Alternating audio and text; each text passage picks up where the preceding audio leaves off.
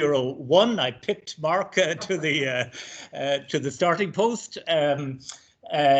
Is about agriculture and land use policy in EU. Agriculture and land use in EU climate policy. And really, what I want to do is to give you a tour d'horizon of the policy debate and where it is at the moment. So it's a very much a policy focus, because that really is where my interests have been over the last number of years. I'll talk a little bit about the background, the trends we see, the EU policy framework in general, and then focus in on the policy framework for emissions mitigation in the so-called AFOLU sector. So that's the agriculture, forestry, and other land use sector. And as we see, there's been really rather little progress in the recent years. So what might be the prospects for future climate action? I'll finish on. So this is the trends that we see. So agricultural emissions, which are the blue line here, have fallen by about 22% since 1990. But I want to highlight really that trend has stabilized since 2005. And if we look at the projections, the Commission requires member states to make projections forward to 2035. We see very little evidence that trend is going to change under current policies. On the land use side, that's actually a net remover of emissions in the European Union, entirely due to forestry, as we'll see in a moment. But what I want to highlight here is the fact that the size of those removals is beginning to fall, partly because of the age structure of European forests, but also because of the greater intensity of harvesting as we make greater demands on wood, both for construction and for energy purposes. If we look at the emissions by gas for agriculture, we see that agricultural emissions are really the non-carbon dioxide gases. There's a little bit from liming and from urea use, but basically we're talking about methane and nitrous oxide. So we're talking about microbial emissions. These are produced by microbial action in soils, in manures, and in the rumen of animals.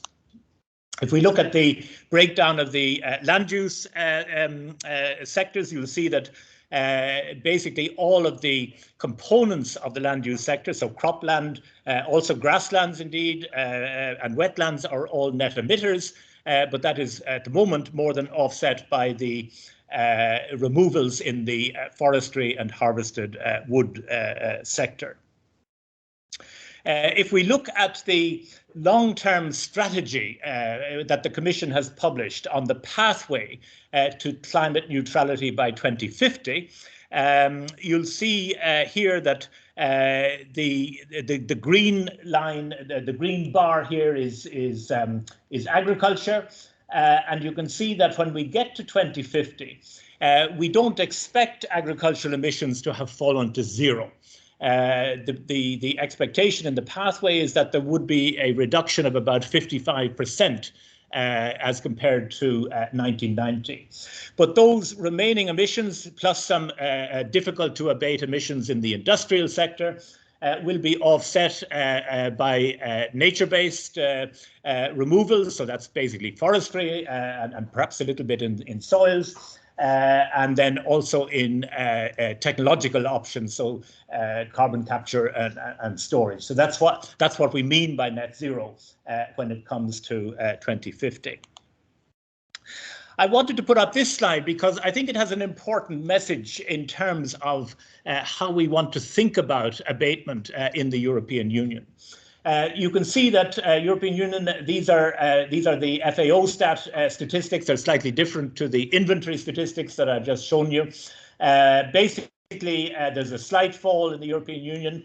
Indeed, in other Annex I countries, now that also includes the former Soviet Union, Russia, Ukraine, and Turkey. So it's not only what we would consider developed countries. You can see that those emissions have been falling. but that's been entirely offset by the growth in emissions in essentially developing countries, what we might call the global south. So yes, of course, we in Europe must reduce our emissions, not least because of our historical responsibility for emissions in the past. But it's quite clear that even if we were to remove EU emissions, so as I say, the plan is to do that by 2050, but even if we were to do that in the coming decade, it would only take 6 to 7 years of growth in emissions in the global south to actually offset that mitigation. So the message I take here is that the way we think about mitigation in agriculture and land use in Europe, we need to think about it in a smart way, that we develop management mechanisms, behavioral changes, and so on, that also are applicable in the wider global situation, because climate change is, of course, a global problem. Let me just move on now to the climate architecture in the EU. For those of you from Europe, all of this will be very familiar, but I think there's one or two outside. So let me just summarize briefly. Essentially, we have the three pillars for climate action. We have the emissions trading scheme, which is a market-based cap and trade scheme. It covers emissions from the power sector, from heavy industry, around 45% of total emissions. It started in 2005. It took quite a number of years before it got going.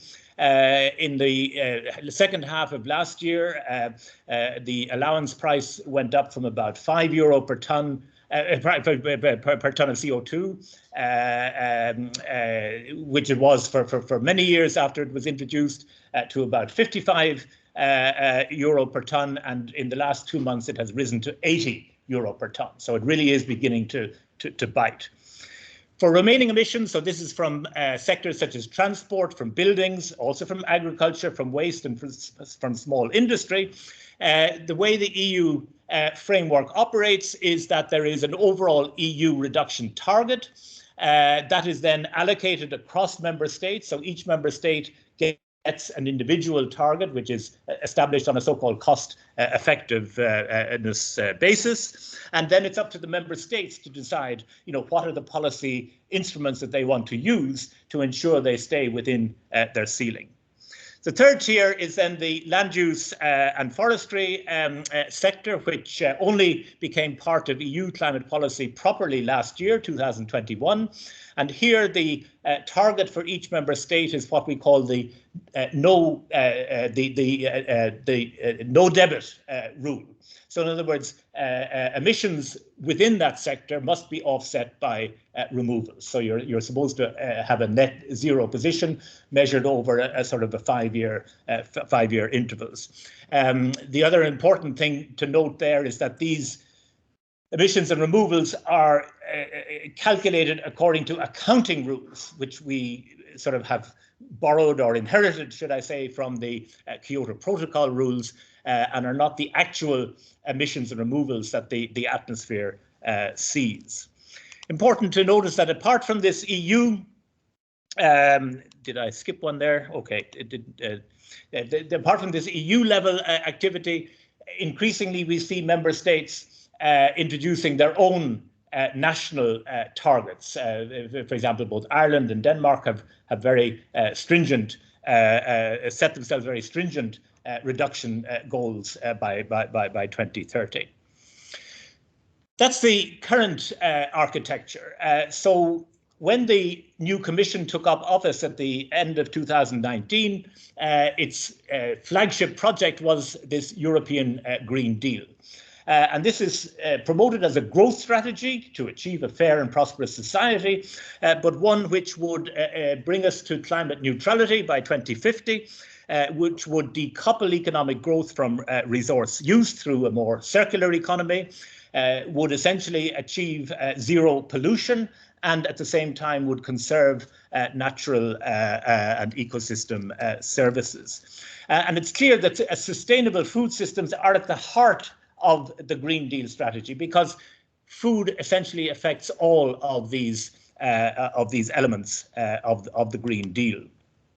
So far, what we have seen is the adoption of the European Climate Law, which sets into legislation the net zero target by at least 2050, and also has increased the climate ambition for 2030 from an overall reduction of 40% up until the law was adopted to a reduction of 55% relative to 1990 by 2030. And because of that greater climate ambition, the Commission put forward a whole raft of proposals to try to ensure that the policies and the instruments were in place which would allow European economies to achieve that more ambitious target. So this is a package of legislation which was given the title Fit for 55, so 55 being the target reduction. And I'm going to talk a little later about what that implies for the agriculture and land use sector. Okay, these are, sorry, I had my slides slightly different. So this is just examples of some of the national targets, which are in fact even more ambitious than the European Union targets. So let's now move to the policy framework for emissions mitigation in agriculture. And of course, agriculture can contribute to abatement in various ways. It can reduce its own direct emissions. It can try to improve the carbon balance of farmland.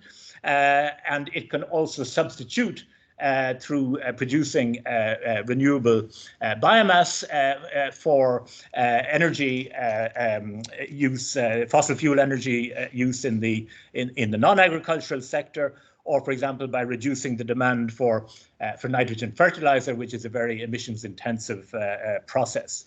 I'm not going to talk about that third bullet point. It's quite controversial. It's clear that in the long-term strategy that I mentioned a moment ago, to get us to 2050, the Commission sees a very important role for agriculture to substitute for fossil fuel energy. It suggests that up to 10% of European land should be devoted essentially to energy crops of one kind or another. That's highly controversial.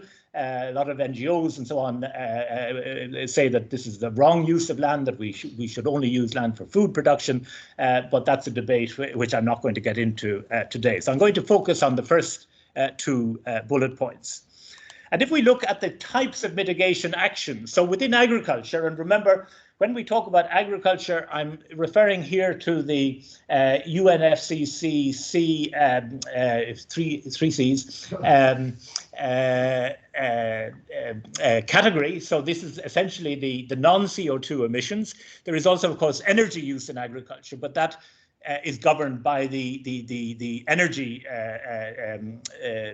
legislation and so on, and it's a different. It will be affected differently than what I want to talk about today. So within agriculture, essentially, absolute emissions are the product of the level of activity multiplied by an emissions factor. So an obvious way to reduce absolute emissions is to improve the emissions intensity, to lower the amount of carbon dioxide equivalents that you are producing per kilo of product. Productivity improvement is an obvious way to do that, and that's been essentially the approach that has been adopted to date. So we see essentially output in European agriculture increasing by maybe just a little less than 1% per annum, and productivity improvement also of about 1% per annum in terms of emissions intensity, and that has given us that stability in absolute emissions that we saw on the first slide. There are also, of course, technical and management options that are available to farmers that they could adopt in order to reduce the emissions associated with particular activities. But of course, if these are not sufficient, then we need to actually look at reducing activity levels themselves, and particularly focus here on ruminant animals and on the use of chemical nitrogen. Turning then to the sector 4, which is the LULUCF sector, here we have options to reduce carbon dioxide emissions, for example, by converting cropland to grassland, or by stopping the harvesting of peat, which has been a big issue, for example, in my own country in Ireland. And we can also try to increase sequestration. for example, by re-wetting organic soils, by converting arable land to grassland, or through afforestation. So those are the kind of actions, and the question is, how do we incentivize those actions? How do we incentivize farmers to take up those options? One of the ways in which we can look at the potential, particularly for the technical and management options, is by setting them out in what we call a marginal abatement cost curve. So essentially, we take each measure and we identify what is the potential abatement by using that measure, and what is the cost of so doing. And if we rank our measures along the x-axis here, the width of each column gives you the size of the abatement, and the height of the column gives you the average cost of achieving that abatement.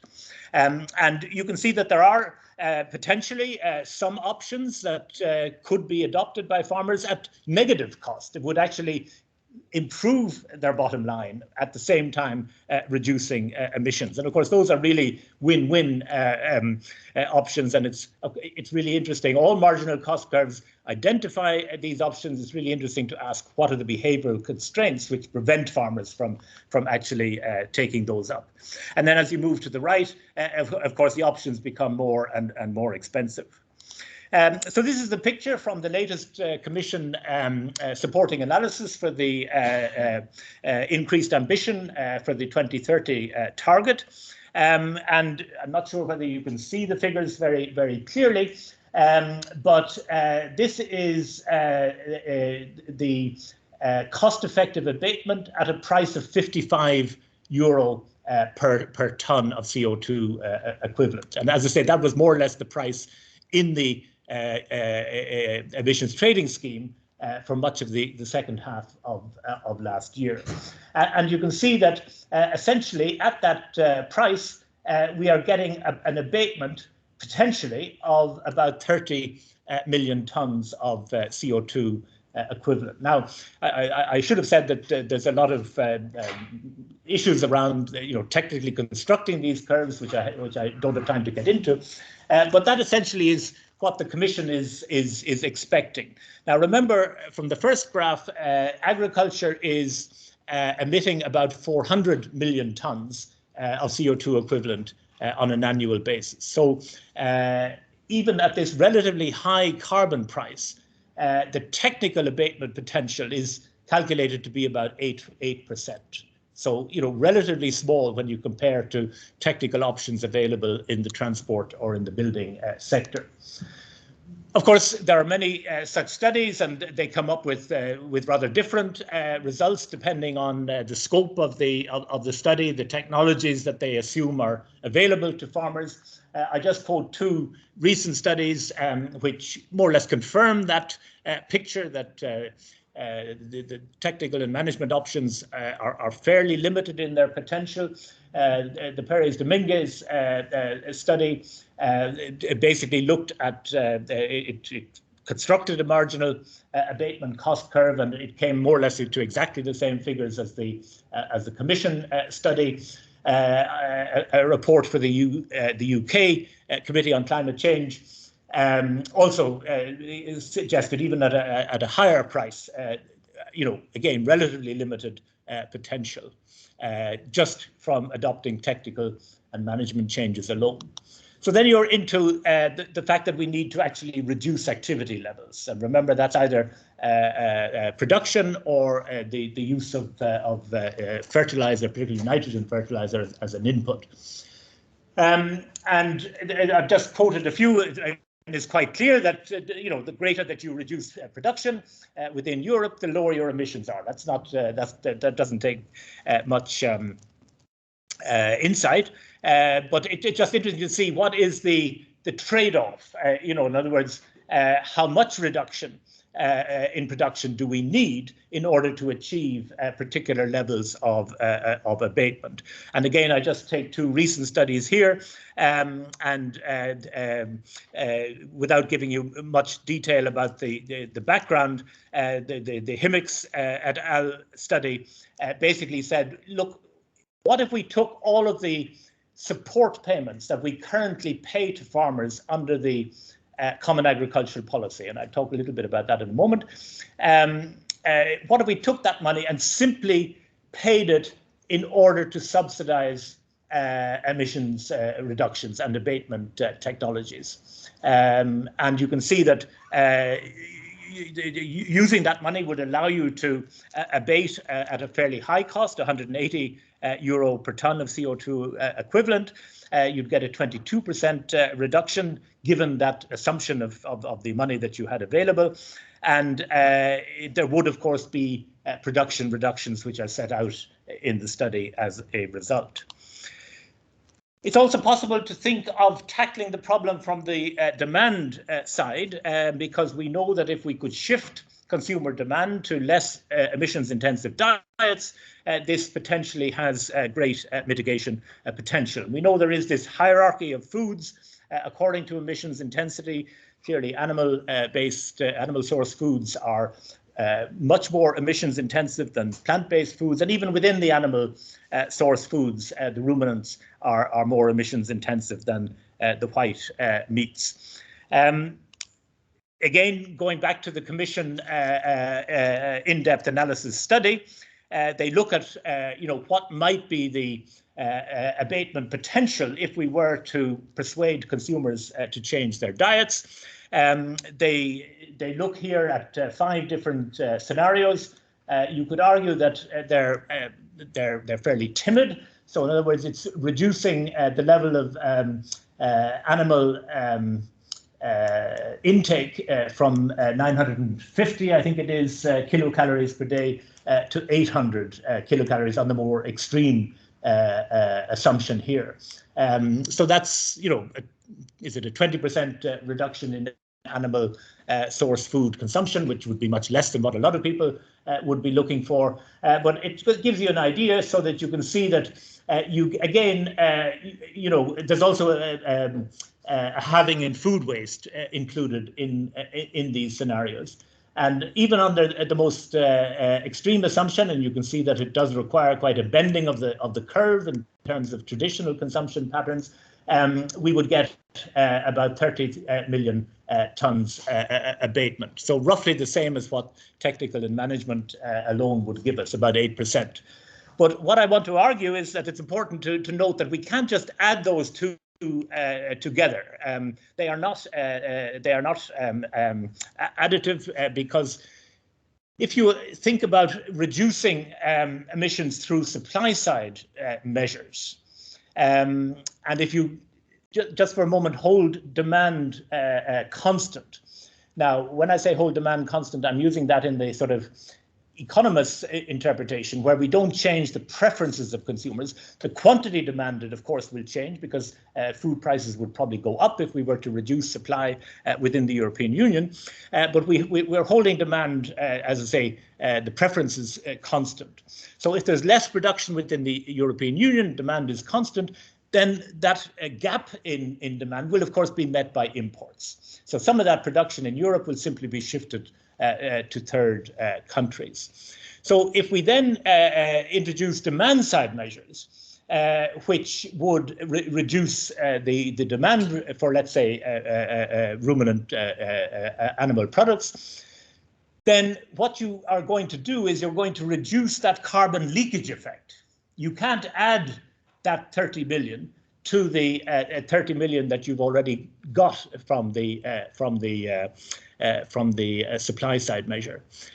So yes, there will be some net addition because you will have price adjustments and so on. But it's important to just note that you can't simply assume that you can add the demand side mitigation to the supply side mitigation to add up a total. Now, as I say, how do we move on to incentivize? Let me just make sure that, how am I doing for time? I'm running out quickly. Christian, can I take another 5 minutes, because where are we? We started maybe a little bit late. There's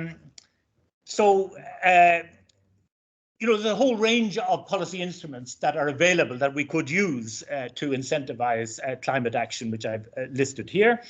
The one that is most attention is paid to is, of course, the payments under the Common Agricultural Policy. And for those of you not familiar with the CAP, as we call it, it's essentially divided into two pillars. 3/4 of the budget is spent on so-called Pillar 1, which is essentially income support payments, some market support, and then the Pillar 2, the smaller share, is spent on rural development type measures.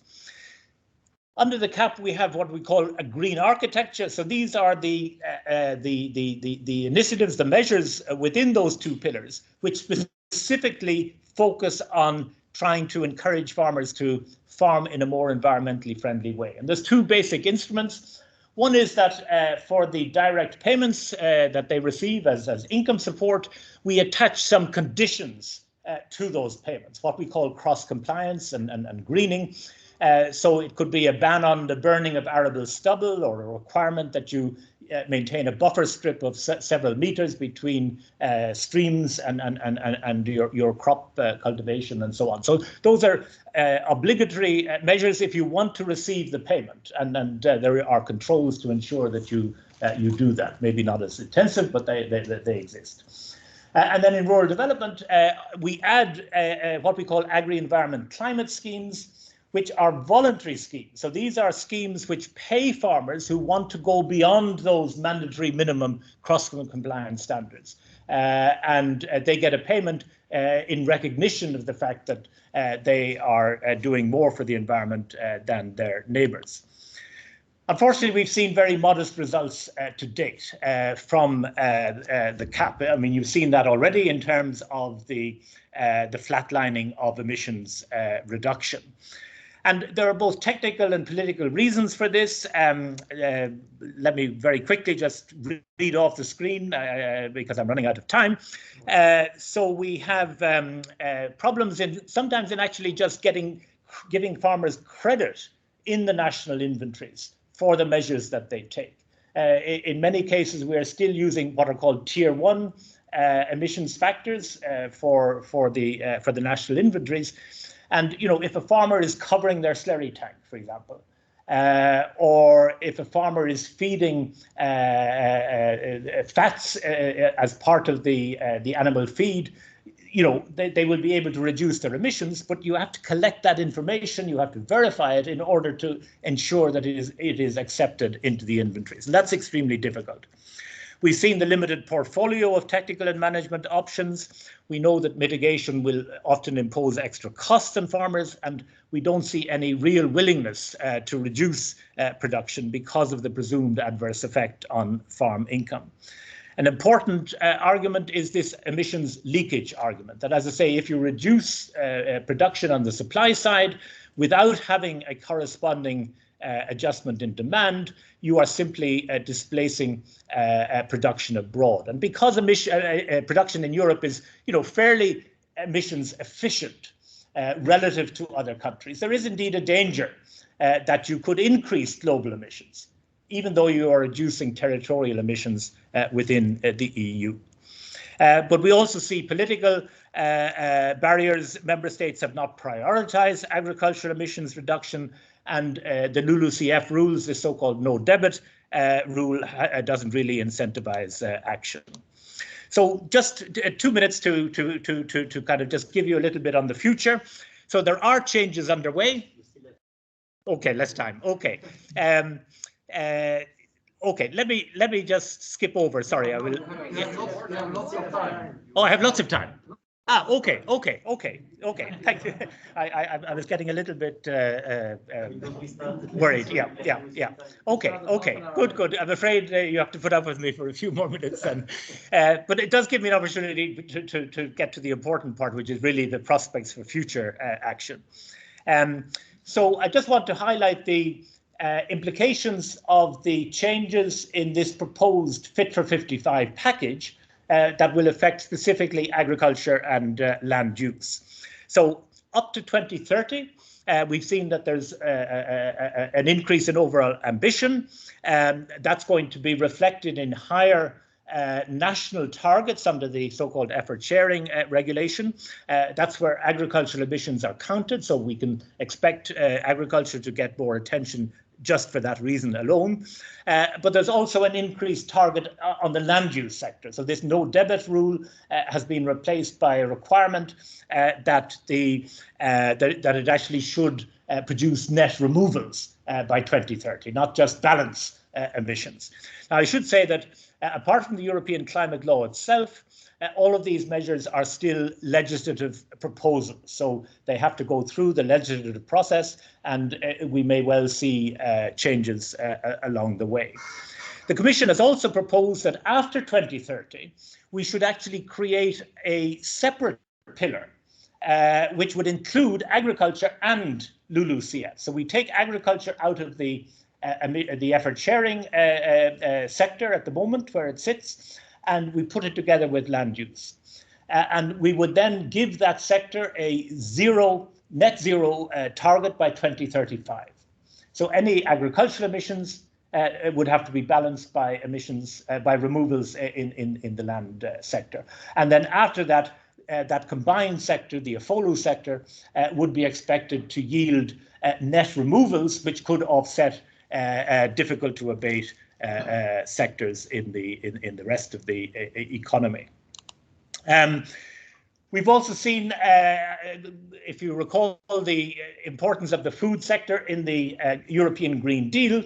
This is highlighted in the so-called farm to fork strategy, which sets out explicit targets. They're only indicative targets, they're not legal targets, to be achieved by 2030. For example, reductions of pesticide use, increasing the area under organic production, setting aside a higher proportion of land for nature, and reducing nutrient losses and use of chemical fertilizer, plus initiatives further up the food chain in terms of processing and consumption. So recall the green architecture, where we had those two elements. We had the conditions that are attached to the receipt of these income support payments, and we had these voluntary measures in the Pillar 2.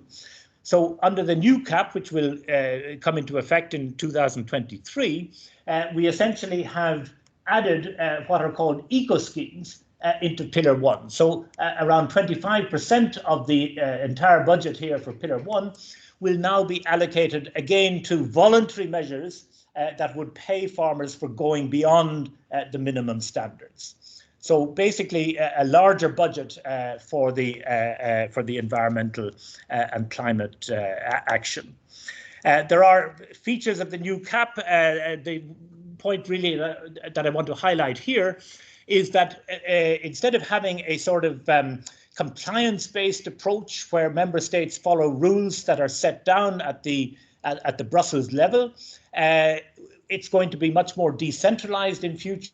Member states will have much greater flexibility to decide how they want to spend their CAP budget, meeting a specific set of objectives which are set out in the legislation, and they will be judged and evaluated on how successful they are in achieving those objectives. So the big question, which remains to be answered, because we haven't seen what these strategic plans look like as yet, they're just being published, is, are we going to see that step change in climate action within the CAP that we need? And I have to say, initial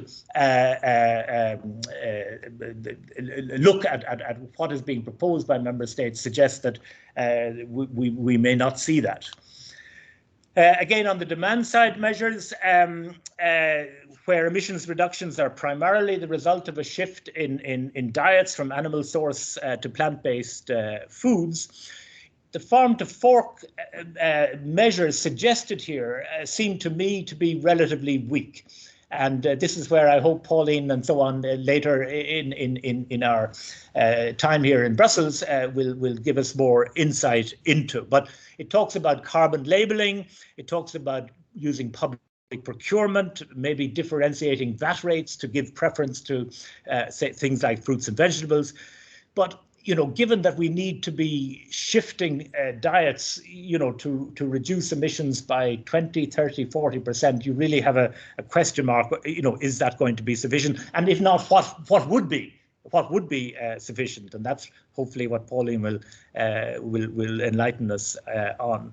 The document puts a lot of emphasis on the potential market for alternative proteins.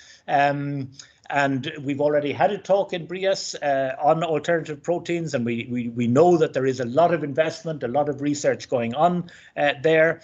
Just in my Danish paper this morning, I read that Danish Crown, which is the big processor of pig meat in Denmark, and it's actually a farmer-owned cooperative, and they have just announced, they've just launched a series of plant-based alternative meat products, and they have announced that they expect to get between 5 and 10% of their total revenue within 5 years. I mean, that's a big shift for a farmer-owned group to be willing to see that.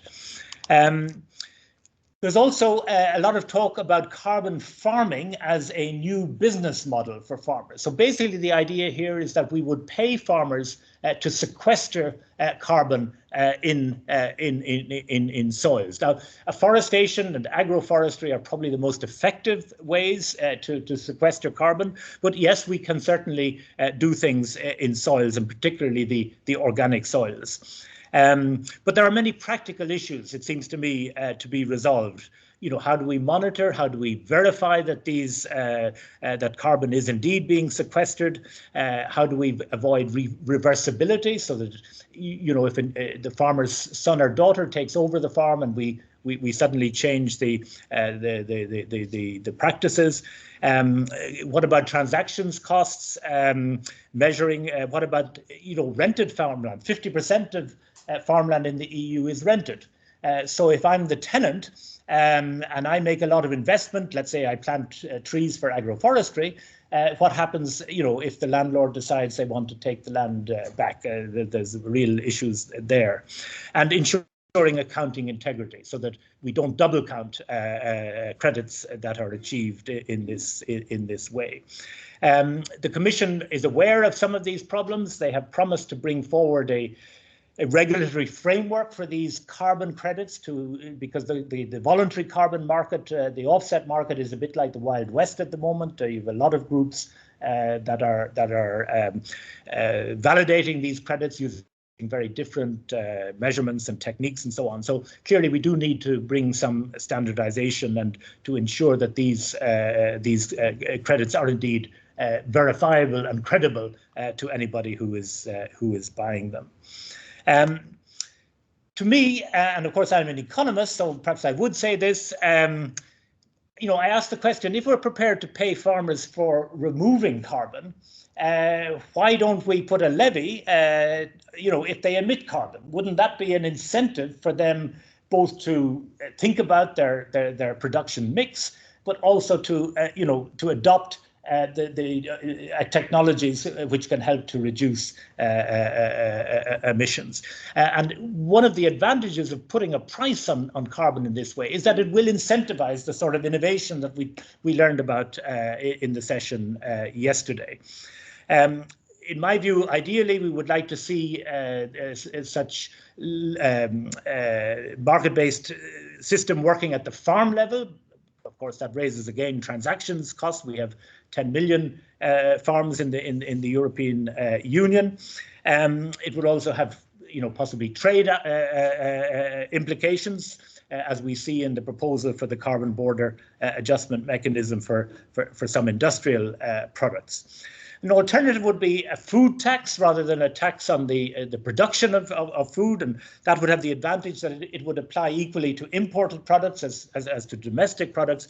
But again, the administrative complications of that, I think, probably will rule it out for the time being. But what's interesting is that the Commission has promised to carry out a study to assess the potential of applying the polluter pays principle to greenhouse gas emissions from agricultural activities by the end of 2023. So we may well see some movement in that respect.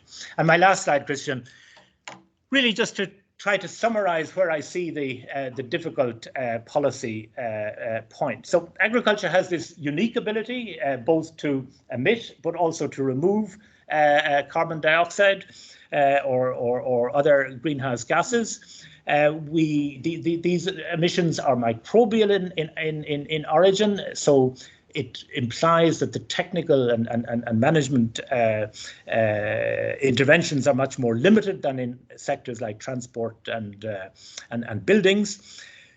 It does seem that transition will require very significant changes in both the production mix and also in terms of the overall level of production. Of course, intensive livestock production is challenged not only on climate grounds, but for a whole range of other reasons, air quality, water quality, food feed competition, dietary health, public health, and so on. So there are a lot of co-benefits from climate action, and we need to ensure that we achieve those co-benefits when designing climate policies. Just to give a scale of the changes that might be required, 25% of all EU farms specialize in livestock, and there's another 21% that are mixed farms. So we're talking about a half of all farms. But actually, if you look at the concentration of livestock production, it is really quite extraordinary. You have about 57% of all livestock measured in sort of these standard livestock units on really just 180,000 farms. So that's only just over 3% of the entire farm holding. So it is very concentrated, but it's regionally specific. And for example, in my own country in Ireland, 90% of our agricultural production is grass-based, it's livestock, it's animal production. So we don't have those arable alternatives that perhaps might exist in a country like Germany or Denmark. So it's clear that with a transition of that scale, we do need to think about, what does just transition mean in that context? How do we bring farmers who we're telling you're going to lose your livelihood, you've got to change your production patterns, how do we bring them with us? What does a just transition mean in that context? And to me, that is where we need to focus a lot of our research and thinking in the months ahead. Thank you.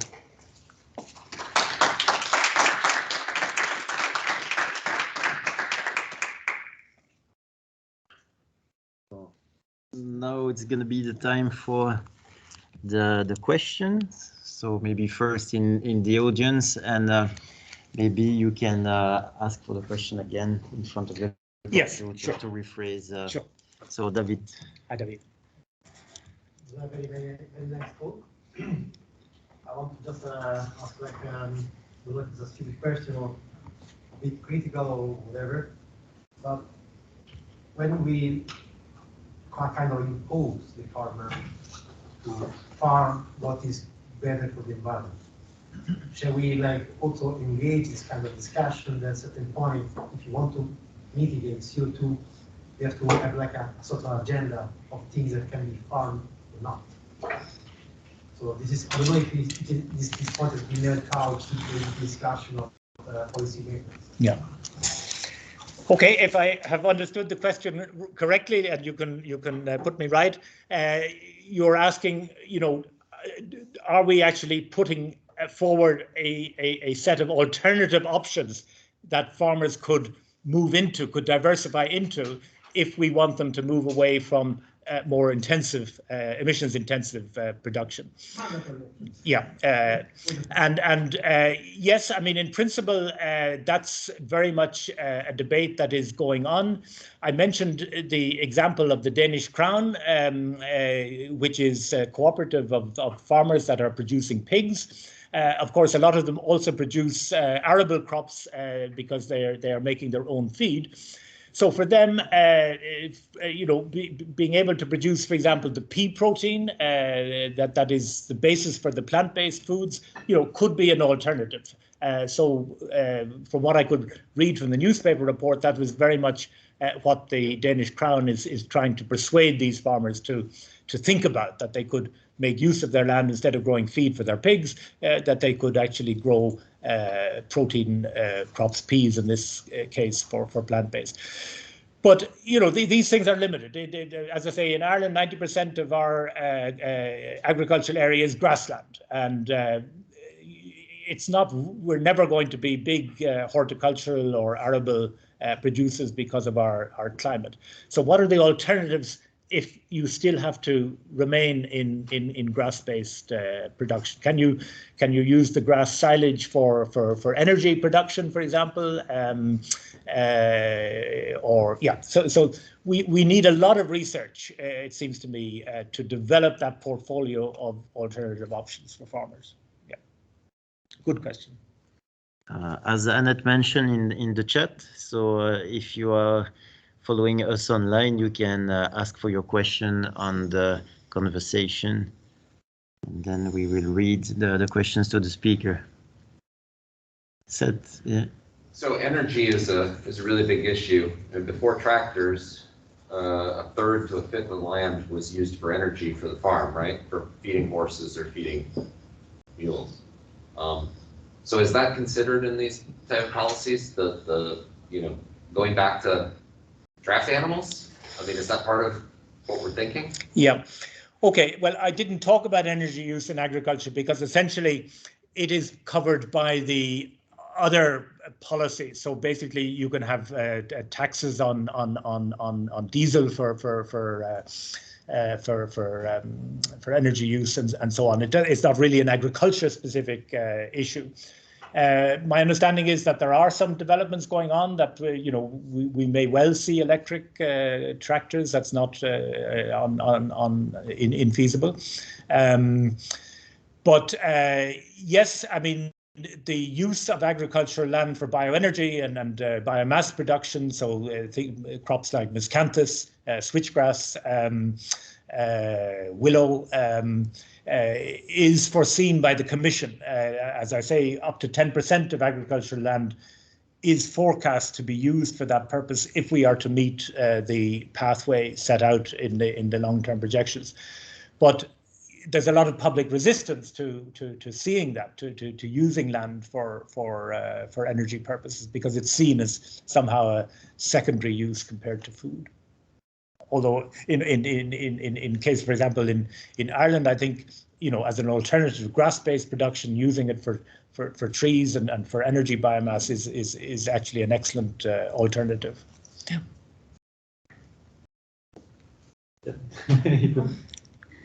Yeah, I'm not very into this field, but I'm curious to know if there is a consensus about the calculations, the methods to calculate all the figures that you showed us about the emissions, the amount of emission of each activity, because these are complicated, a bit complicated activities with many factors, many variables. So I think it is a bit difficult to estimate in a reliable way.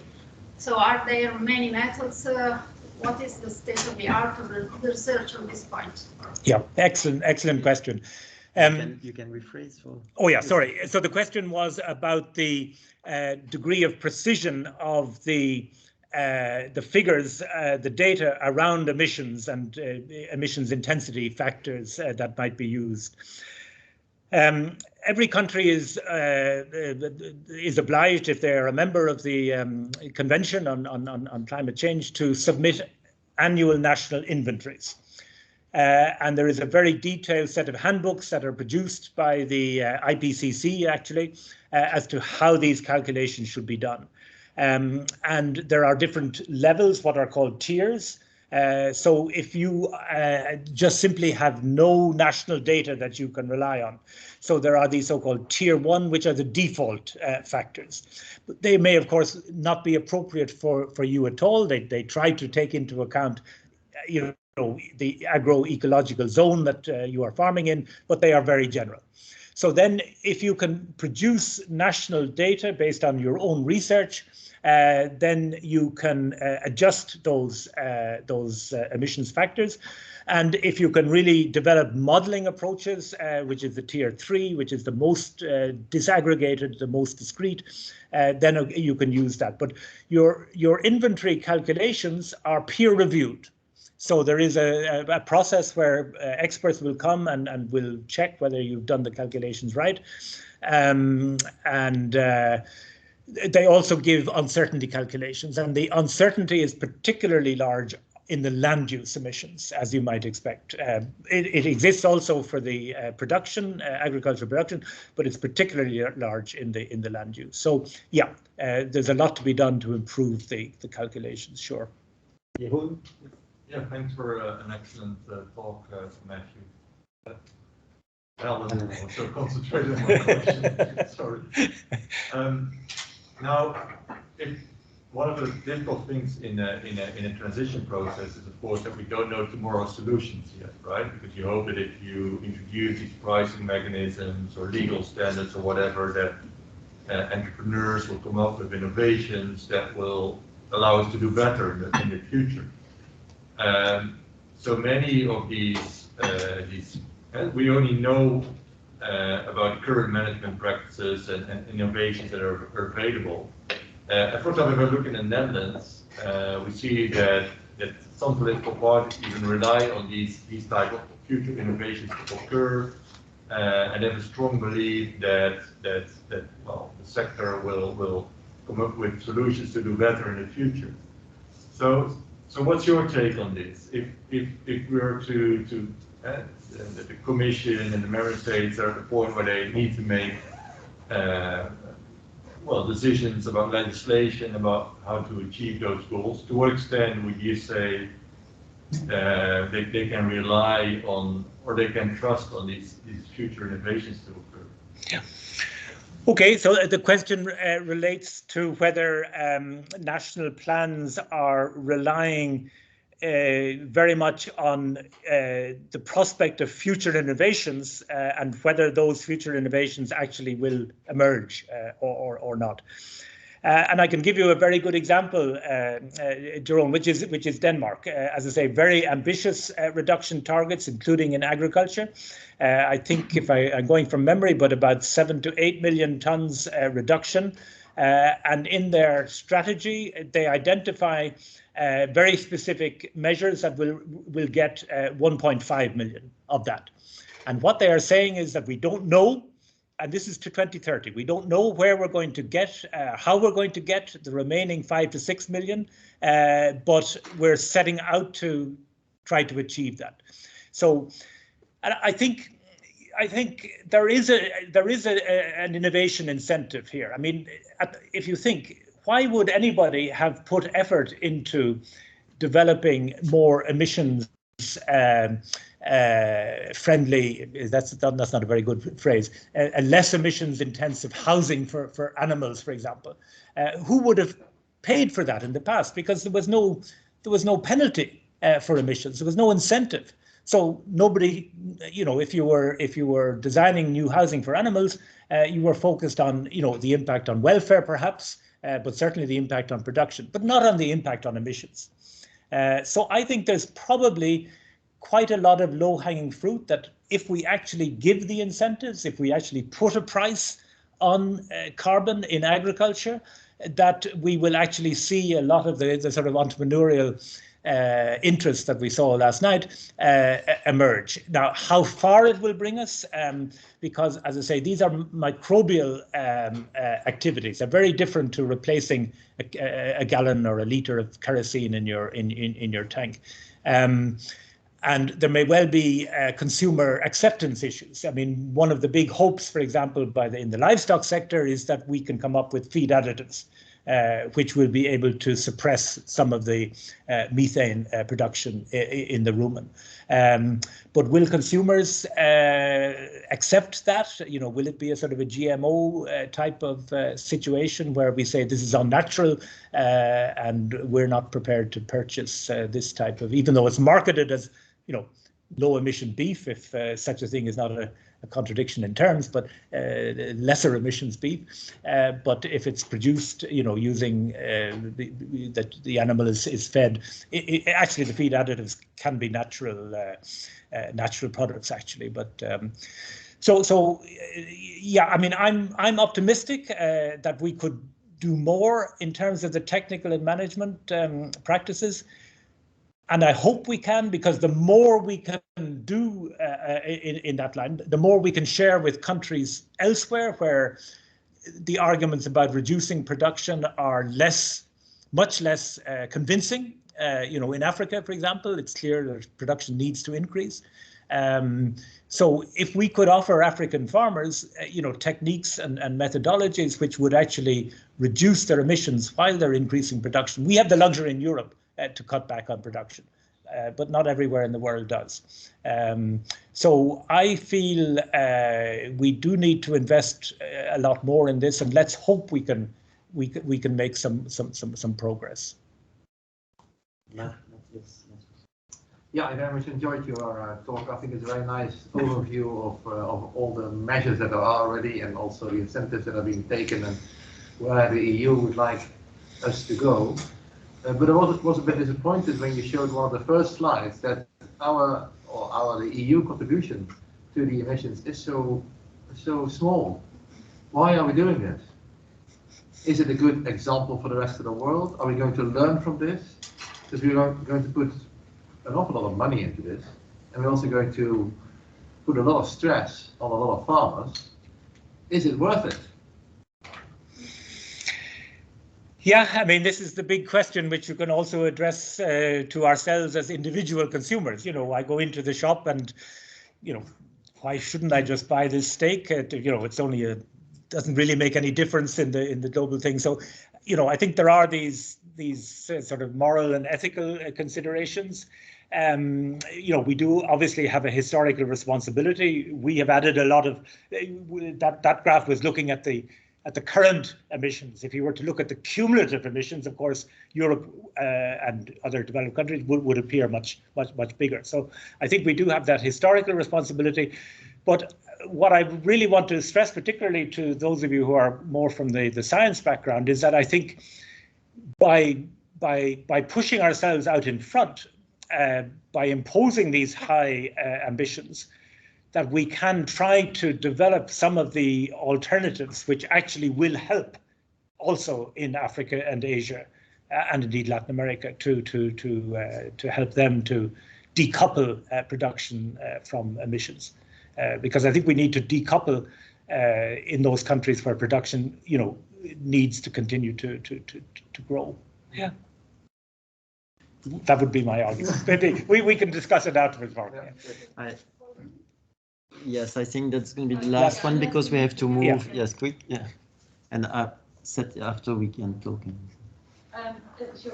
I was wondering, so I found the bit where you talked about the demand and supply side solutions and how they're connected really interesting, especially with regards to the carbon leakage and I suppose also water leakage and biodiversity leakage and whatnot.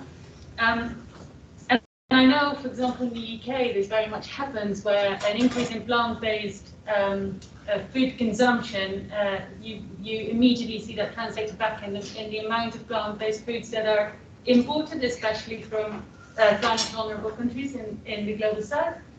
So what sort of mechanisms might there be in place to link these two more and that doesn't happen? And especially with regards to the answer that you were just given before, where you kind of want to develop this leading by example of principle. That's obviously a Ponzi scheme. Like that would never happen if we all start looking at elsewhere.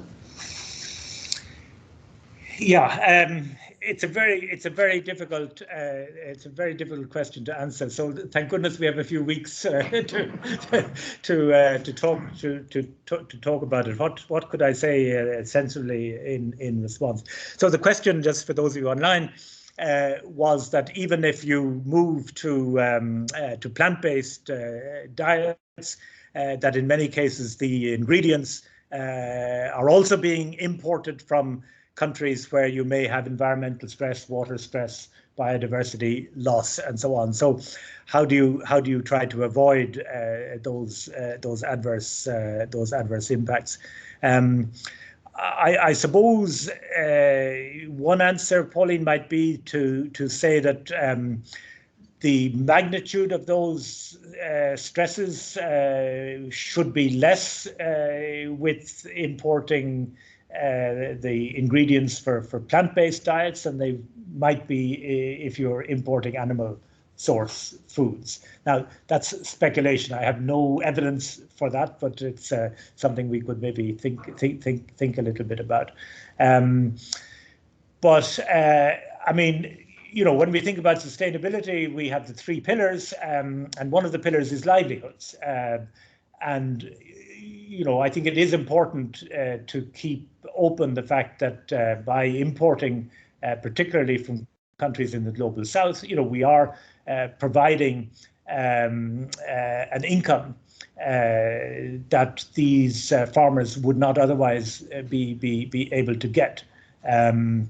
So clearly, we would like to see, you know, regulations such that, as much as possible, environmental standards are being respected in these countries. You know, food production is always going to be an interference with nature. I mean, if you start to produce food, you give up that particular piece of natural vegetation or whatever. You know, I think we are humans. I think we are going to fight to maintain our species. We obviously are damaging nature and undermining our future at the moment, but you know, we're not going to give up food production, I think, but we need to try to, you know, bring it into line with the boundaries that exist. Not a very convincing argument, but we can talk about it. Yeah. Sorry, Mark, I've taken a lot of your time. No, we are, but we can continue later the discussion on that. So, okay, so thank you.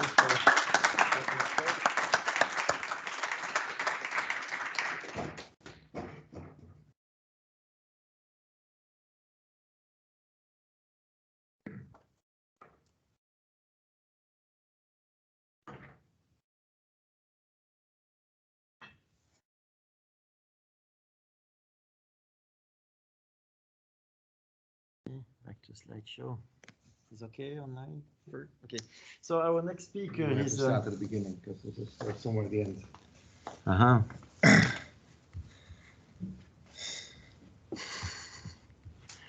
So to stop this now.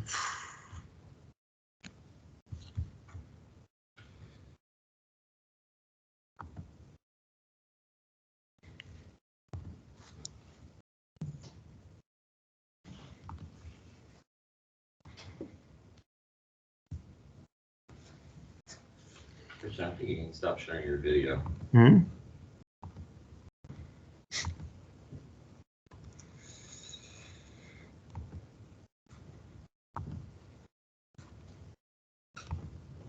Is okay?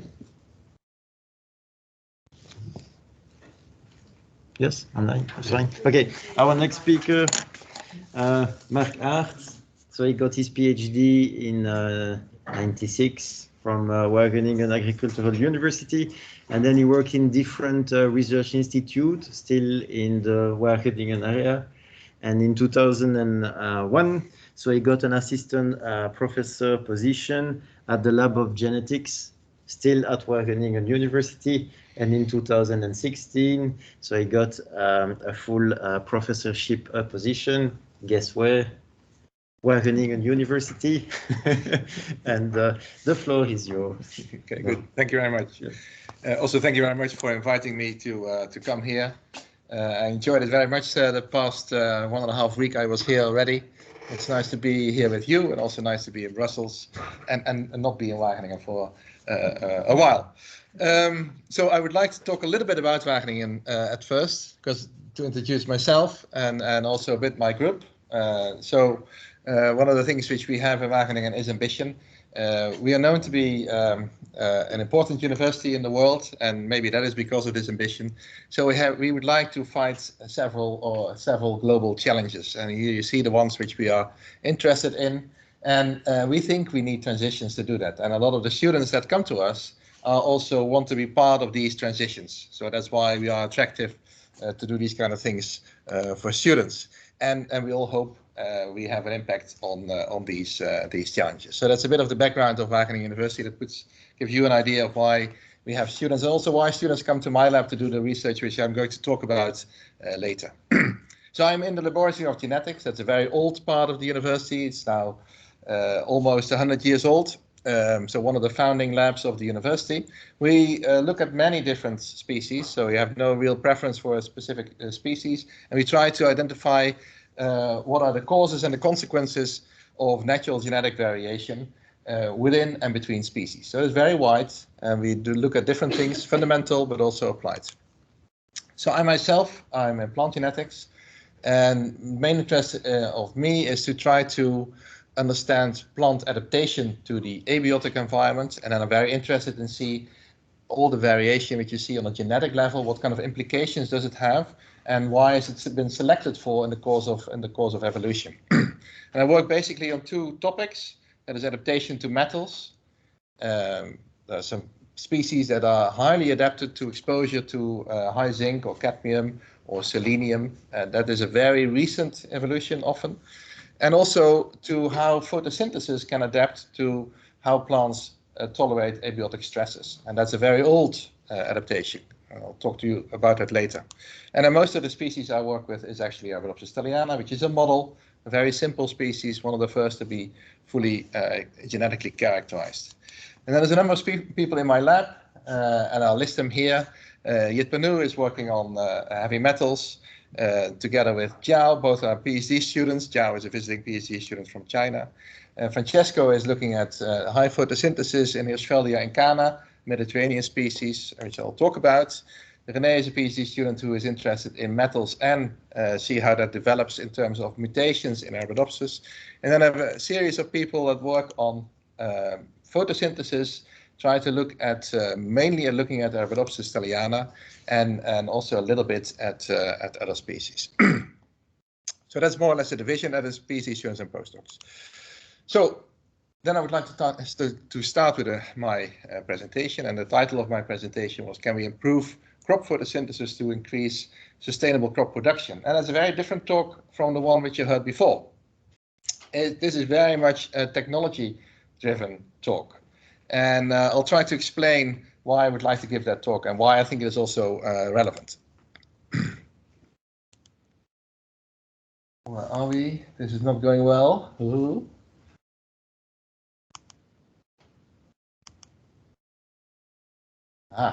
Okay, so here you see a picture of the globe, and you see in green the beating heart of our planet. That's all the green vegetation.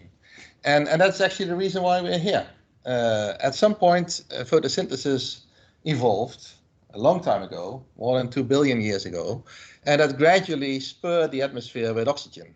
And that is actually a very toxic gas. So oxygen then pushed evolution in a certain direction, and that ended up with us. And we all live off this oxygen-producing organisms, which are plants. So it's a very, very fundamental process to be producing oxygen. It's also very important for all biology, because by capturing the energy of the sun, it puts in energy in the planet, which it would not otherwise be having. So that is an important process, very old process. This is the basics of it. Bring you a little bit back to high school. I got it from a Belgian site, by the way, for kids' education. That's very useful. So light allows plants to convert carbon dioxide, which you are really worried about, and water into oxygen and some organic carbon, which is often shown as sugar or glucose. Happens in plants, and it happens in the leaves of these plants, anything which is green. And so it happens in the cells of these plants, and actually in very small compartments in these cells, which are called chloroplasts. The process is very complicated, and I'll show you a bit of an overview of that. This is the core process of photosynthesis. And actually the photosynthesis falls apart in two processes. One is capturing light, and the other is the conversion into this carbon, organic carbon. So this is known, and it all occurs in a small part of the chloroplast that is on the membranes in these chloroplasts. I will not go into detail, but this picture will come back a few times, because what happens is light falls in on a lot of these are proteins or combination of proteins and pigments like chlorophyll, and then this leads to a reaction of movements of protons and electrons, and then eventually it leads to the production of ATP and then the DPH, and that is very important for the dark reaction, which is the next one, and that takes place in what we know now as the Kelvin-Benson cycle, where a very important enzyme called Rubisco converts or takes up the carbon dioxide and then in an elegant way, using lots of proteins, makes it into a molecule which can be used for the production of these organic carbons. And that also occurs in the chloroplast, but then in the stroma of the chloroplast.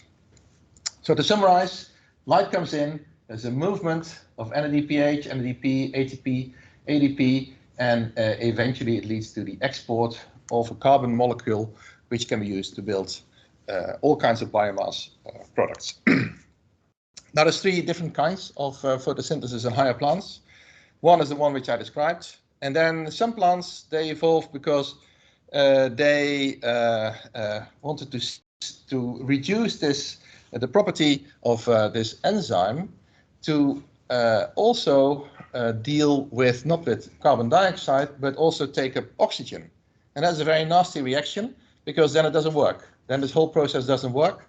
So these plants found a solution to that, so they don't not sensitive for oxygen. They are always taking up carbon dioxide, and these are called C4 plants. And then there's another class, and they grow in more arid regions where they can't afford to open their stomata, which is the parts of the leaf where all the gases go in, because if they do that, then also all the water goes out. So that's a bit tricky if you are living in the desert. So they separate these processes and they capture in the night, they capture the carbon dioxide which you need, and then during the day they use that for photosynthesis, and they are called CAM plants. But most of the work I'll be talking about will be about the major class, and it is the C3 plants. Now, one of the reasons I think why we're here is that we are a bit worried about how things are going with our society, because we're doing really well as a species. So we're growing to probably about 10, maybe 12 billion people, which is a lot. And all of these people are doing well.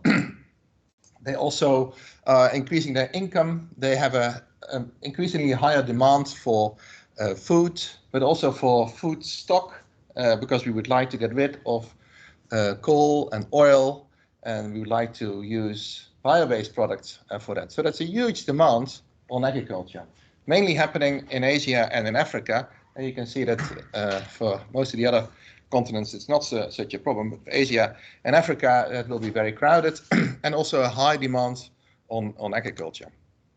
Now, so far, agriculture didn't have a problem in sustaining this production.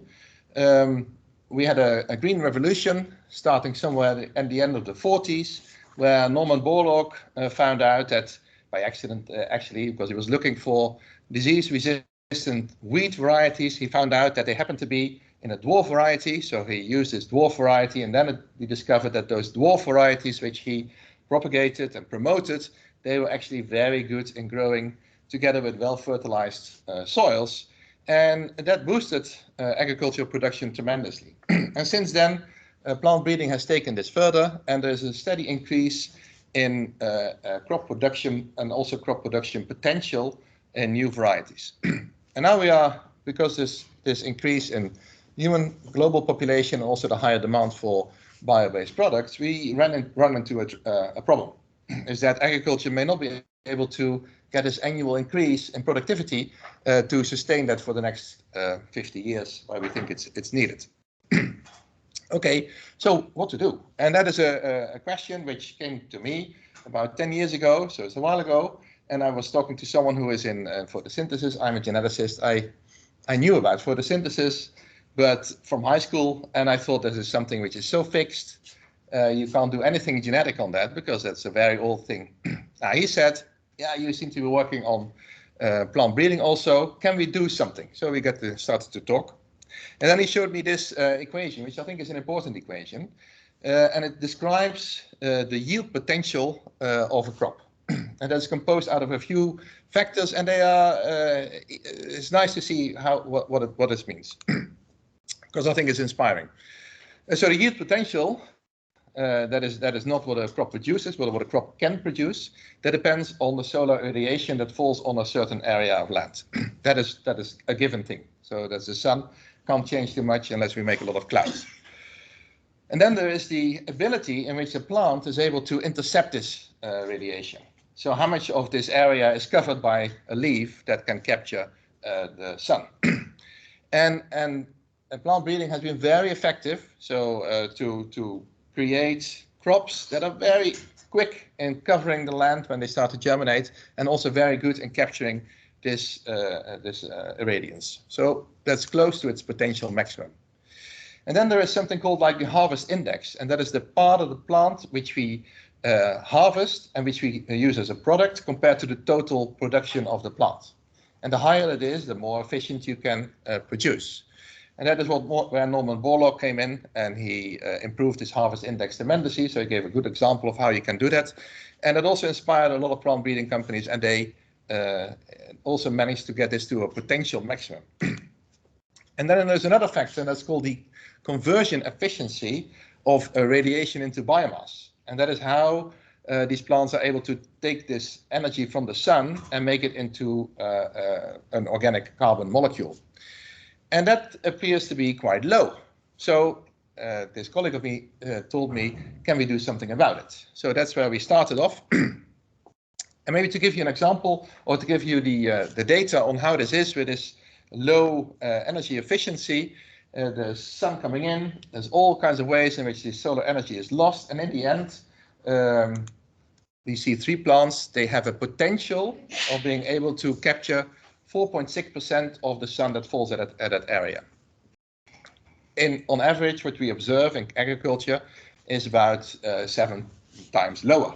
So there's a lot of scope there to improve. The observed maximum is about half the potential, but still leaves a lot of scope there for C3 plants. For C4 plants is a little bit higher what can be captured, but C3 plants are mostly grown. So then we thought, okay, can we perhaps fix photosynthesis? And we were not the only ones. There's more people who thought about that and thought about, can we fix photosynthesis? Can we do something to make this photosynthesis more efficient? And then you have to realize that plants are here on the Earth, so on the land mass of the Earth, about 500 million years. It's quite a while. But it came from something a lot earlier, which arose a lot earlier. Because most of the plants, they come from something which evolved 2.5 billion years ago, which is in small microorganisms called cyanobacteria, and they're probably the first to invent photosynthesis. And then about half a billion years later, the first eukaryotes appeared, like us, not like us, the same eukaryotes, but the same system. And they merged. So they found in the cyanobacteria a nice partner, and they went into a symbiosis. So they incorporated the cyanobacteria in their cells, and those are the chloroplasts that are doing photosynthesis in plants. So the first plants more or less arose 2 million years ago. Very old process. And over the course of many millions of years, the composition of the Earth atmosphere was very different.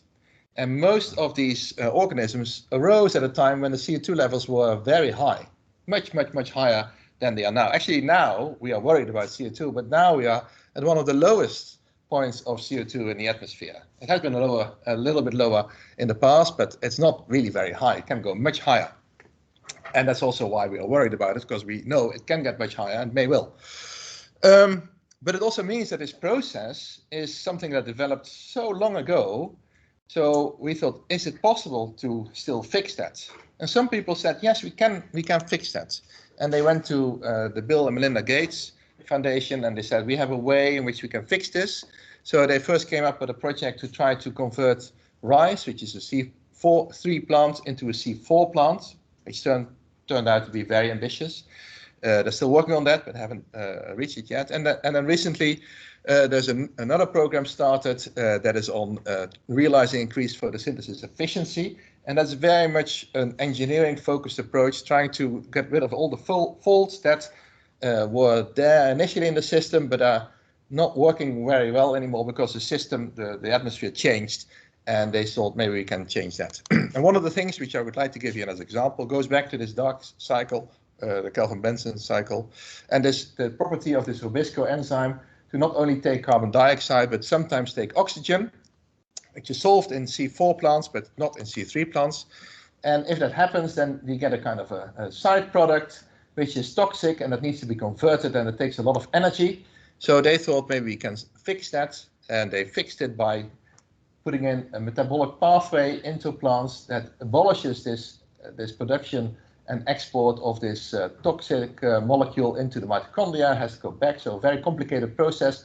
They made a bypass in which they reduced this compound and converted it in CO2, which can be used again.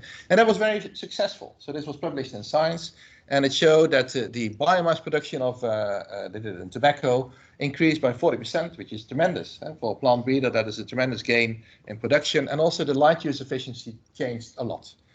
So it is apparently possible to do this, but this is done in a GMO way. It's shown that this works for this particular case, but is still quite far from application in the field, and it is only shown for one species. So we would like to have something which is more general, a more general approach, that plant breeding, which can be done on a much simpler basis by more people, could also come up with similar solutions. So the questions which we set out about to start with is can we improve photosynthesis by breeding? And then we have to realize that in terms of the light use efficiency, photosynthesis has not improved a lot by breeding. So breeding focused on harvest index and radiation interception was very successful, but this particular light use efficiency was not changed. Okay, that's a bit worrying, because why is that? Because it has such a high effect on yield. Then why would plant breeders not select for that, even if accidentally? So there's something there. So we would like to see what could be the reasons. Could it be that it is just very, very difficult to measure, and that if you cannot measure it, you will not be able to select for it? Or it could be that there is no genetic variation for it. So if there is no variation for it, you also cannot select for it. Or maybe there is variation for it, but it also comes with negative consequences. So you can modify it and improve it, but it has very negative effects on the rest of the plant. So those are the things which we were wondering about. And I'll talk about that for most of my talk. And then also in the end, I'll give you an example of other possibilities that may exist in which we can indeed try to improve photosynthesis by breeding. Okay, so we first set out to see, is it something with a measurement of photosynthesis? And then you have to know that how can you measure photosynthesis? The most classical way is try to look at gas exchange from a leaf. So you clip a gas analyzer on a leaf, and then you wait for a while until it's stable, and then you measure how much CO2 is produced, how much oxygen is produced, and how much CO2 goes in, and then you can calculate how much is fixed. If you have a good irradiance source there, you can do that. It works very well, but there's a negative drawback, is that you can only do that on a few leaves and not on a whole crop, and it is very time consuming. So that is not a very easy way to measure photosynthesis if you are a breeder. Because the thing is, if you are a breeder, you would like to go into your field where you have your germplasm there, and you would like to know, okay, how is the photosynthesis of all of these plants which are in the field at this moment? And what people did is they bought a machine like this, and they went through the field, and they walked up and down the row, and they measured maybe 500 plants in the morning. That was really quick, which was about half of which they could do. But over the course of the day, photosynthesis changes tremendously. So it's very, very difficult to actually use this to measure photosynthesis reliably in such a way that you can actually breed for that. So we thought we should do it a different way, and there is a different way. So gas exchange is looking at the dark reactions of photosynthesis, but you can also look at the light reactions of photosynthesis. You can make use of a property which is called chlorophyll fluorescence, is that the chlorophyll molecules, which are here in the light harvesting complexes, they do something if you excite them, and they fall back to a normal state, and you can measure that, and that gives you an idea in how efficient they are. And this efficiency of these light reactions is something which is a proxy for photosynthesis activity. And this measurement can go really quick.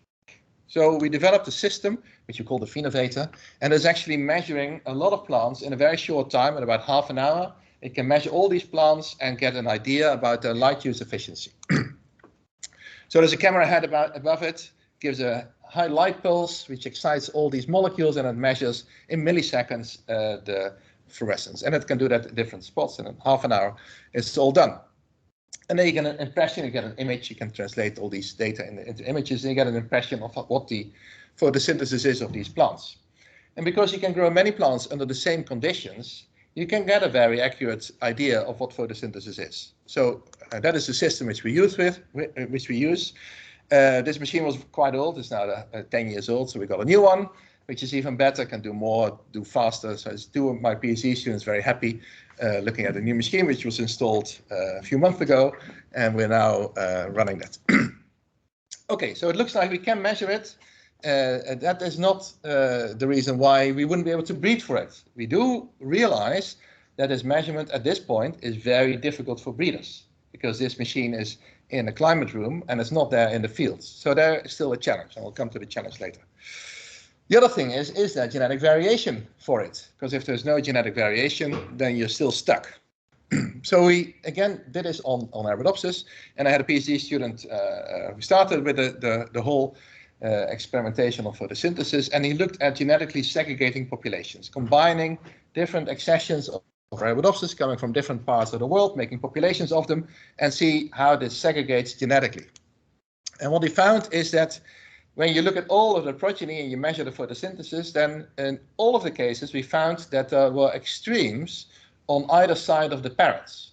And that's a good sign, because if you combine two plants and you make a cross and you look at the progeny, and then the phenotype, so the photosynthesis efficiency in this case exceeds the parents, or is much lower than the parents, it means there are genes that affect this, and they can be positive and they can be negative. And it also looks like that the two parents were clearly not the extremes. So you could combine positive genes for both and create something which is looking better in terms of photosynthesis. So that is very promising. He did it for 3 populations, and in all the time he found individuals that were doing much better than the parents. So that looked very positive. But now what about these genes? Because we wanted to know what kind of processes are involved then that we can maybe select for. And then another PhD student came and she thought maybe we should disturb the system a little bit, because if we grow them only at optimal conditions, it may not be exciting all of the variation which is present. So she said, oh, I'm going to look at a transition of low light in the morning to high light in the afternoon, and then see if there's a difference. And I do this transition on one particular day. And as you look at photosynthesis efficiency, again, the light use efficiency, she tested first with a few accessions and saw, oh, that looks different. So that's good. So it looks like the plants, they respond differently. Initially, you wouldn't think that these would be more or less the same. But then after this high light transition, they are different. So that looks very promising. So she mapped that, and this is a genetic map of Arabidopsis, has 5 chromosomes. There's different time points in which she measured, first at low light and at high light. And then all of these colored dots are parts of the genome where there are genes that show differences between the different accessions which we used in this case. And this is using a large population of 350 different accessions collected from all over the world. So it is a very different type of population, but it uses a lot of genetic variation. And then, so we had to pick one to prove our point. And she picked this one, which happened to be easy. Sorry. And then she cloned the gene, and the gene is a gene which is involved in controlling expression of genes in the chloroplast. So that makes sense. But it was not a gene where people would say, oh yeah, this is a gene which we need if we would like to improve photosynthesis. Okay, but it is something interested in chloroplast regulation. Okay, so we're now doing a lot of these analyses, try to get an idea, is it common, these kind of processes, or are we finding many different processes? And Fong is a postdoc, and she had a look at many of these screens which we did for many different conditions, and then combined all those analyses in like a mega analysis to see, are there common genes involved that regulate photosynthesis? And so she looked at the stable phase of these treatments. And then she found, after this analysis, there's one peak on chromosome 5, and there seems to be a gene that does affect all of these traits and all of these conditions. So it's very interesting. And she looked into that and happened to talk to another PhD student in the lab who was doing something else. And we're looking at all data. And then he found, hey, in this, there was the data which came from the population I showed first to show this segregation. And he said, hey, I find the same peak, it looks like, on chromosome 5, which is very high under low irradiance conditions. So they teamed up and they they joined their efforts, and together they were now able to clone also this locus. It looked like a gene which was known to be involved in photosynthesis, so that was our prime candidate. So he spent a lot of time investigating that candidate. Didn't turn out to be the one. There's the genes next to it were the ones which were important, and there's a tandem set of 4 genes which are present in various copies in different Arabidopsis accessions. We're not sure what it does.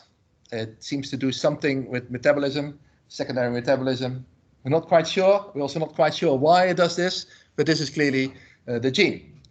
So to summarize this, it looks like, yes, there is all this variation. It should be amenable also for plant breeders.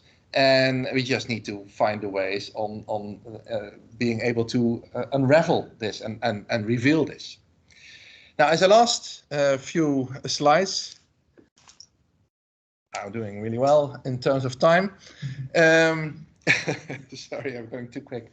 But we also thought that, okay, now we looked at this model species, but would there be other species that would have evolved very high photosynthesis? Because if that is the case, then we wouldn't need to look at all this marginal variation present in one species, where we could look at what makes this particular extreme species with very high photosynthesis different from the regular species. So we looked at literature, and then my colleague found an old piece of literature from the 1970s where people in California went out to the desert, and they had also this gas exchange bought one, and they measured just plants in the desert.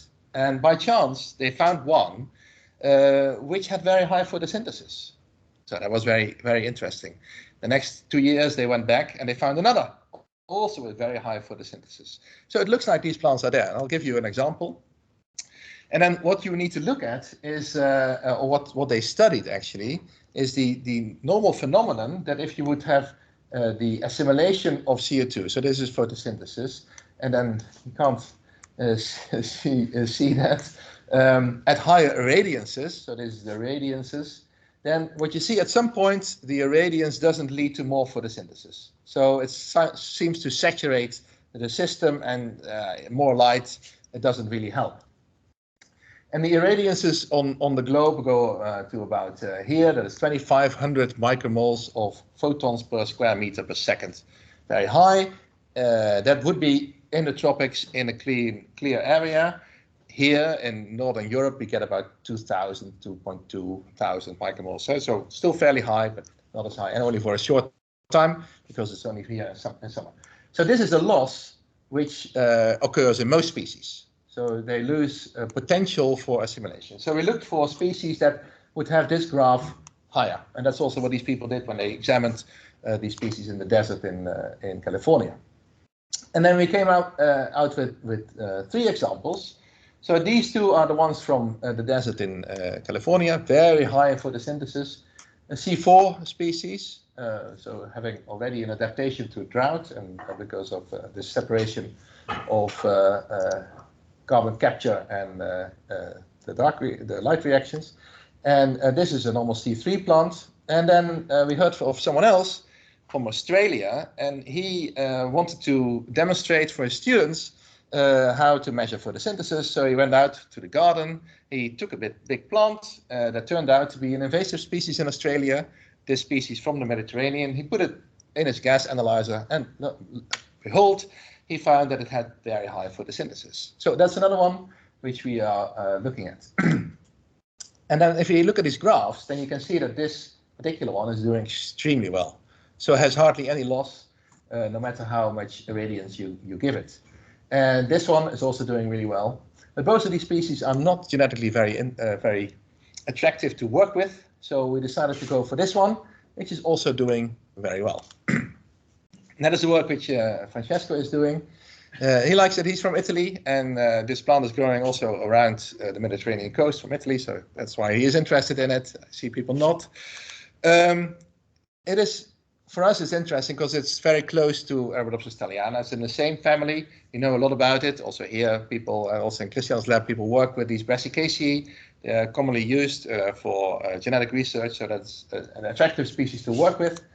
So the species in the phylogeny, this is a phylogenetic tree, a very small part of the whole family of Brassicaceae, and it's fairly close to mustard, Brassica nigra is a mustard, or cabbages and kale, and they're all very close. So it's a lot of knowledge about it. And we measured it again, we collected a few more of these accessions from the Mediterranean, and we found, so we had one from, which was coming from the Netherlands. It doesn't occur in the Netherlands normally, but it's invaded there because it's a very successful species in invading, because it grows like hell, and it probably can do so because it has a very high photosynthesis. But we also had one from Spain, and that's actually the top achiever which we have so far. But we're looking at this species now. He likes to compare it to this. He's Italian. So he says, so far you've all been working with opals, but here we have the Ferrari of the plants, and we should work with this. So that's why he is very happy with that. We are not that far yet. We have sequenced the genome, so we know what it is in terms of the genome. It has quite a few genes in photosynthesis that are duplicated, which is a good sign, because it looks like there has been some kind of a selection on enhancing this process, and we're now trying to figure out which of these genes are important. There's a whole process, a whole program now around it, so more people than just Francesco are involved. I'm hiring now for a postdoc also in this particular program. The link will come out soon. To study this, and it's collaboration with a lot of other people in Wageningen at the moment. Okay, so then I'll end with the conclusions. So I hope I showed you that you can measure photosynthesis as 5PS2. You can measure it as gas exchange, but you can also measure it at 5PS2, and that seems to be a way which is more likely to be developed as a way you can also use in the field, and which can also help plant breeders to improve, or at least get a better idea about photosynthesis.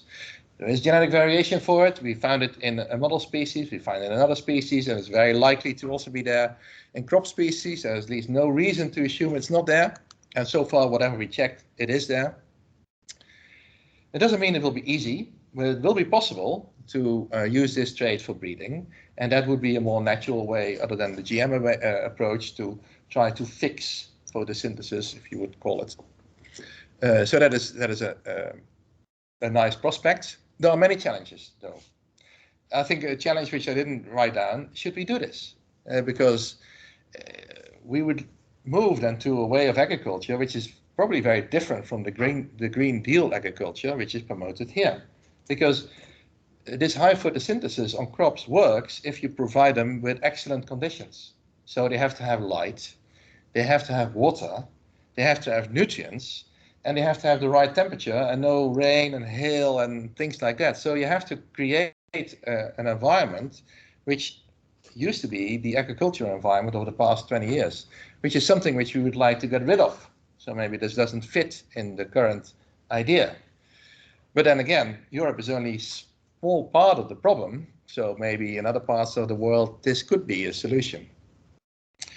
Then there's also some technical issues. So we have to develop this to be able to measure photosynthesis in the field, so that we can do a whole field in a morning rather than do that in a few days and do that consecutively. That is possible, I think. Then there's another thing which is still puzzling us, that if we do have some accessions which have high photosynthesis, but the correlation, if we put all those photosynthesis efficiencies together and correlate them to plant growth, it doesn't correlate really well. And that is still something which bothers us. So there must be, and that's probably the reason why also breeders have not been able to fix that, there must be trade-offs that prevent this conversion of high photosynthesis efficiency into a biomass and growth. And that is will be important for us to investigate and see how can we solve that. So we're moving to crops. This was all in models. We're moving to crops. So Alan is a PhD student who started end of last year to work on lettuce, photosynthesis in lettuce. And Lavanya is a postdoc who started with us also end of last year to work on tomato. So now we're moving into this. There's breeders involved in these projects, so that is also for us encouraging that if you find something, then there's a possibility that these breeders take it up. We can't do breeding. Breeders can do that much better than we can do that. And so that may be giving some solutions. Then I'll end with acknowledgements. Jeremy is a colleague who I work with for a long time excellent photosynthesis physiologist, and we really complement each other. So it's very nice to work with him. And then the work I showed was from Roel van Bezouw, Francesco, and Fong, and then there's a whole range of other people collaborate with, and a whole range of people who fund this, or companies who fund this research. Okay, thank you very much.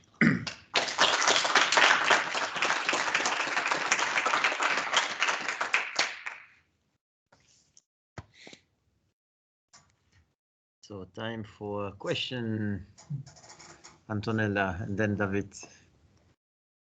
Congratulations, very, very interesting, really. And did you evaluate by the genetic diversity in cultivated crops, in any of them, or the most cultivated, for example, cereals, soy? Yeah, so the question is, did we investigate the variation for photosynthesis efficiency in any of the crops? And we didn't. People are doing that now. So we now start with lettuce and with tomato.